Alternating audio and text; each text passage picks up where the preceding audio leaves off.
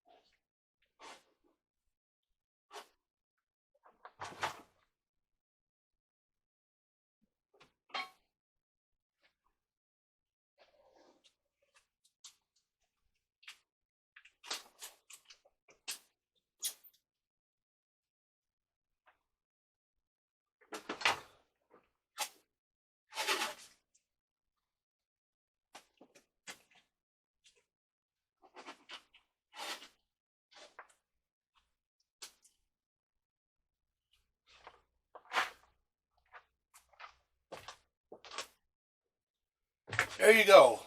Total protection on all sides.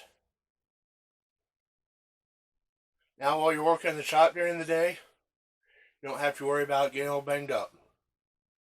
And if you need some tools, go steal them from your buddy's tool cart when he's not looking. Everyone, hope you have a great day. It's been Joe Smith, signing out.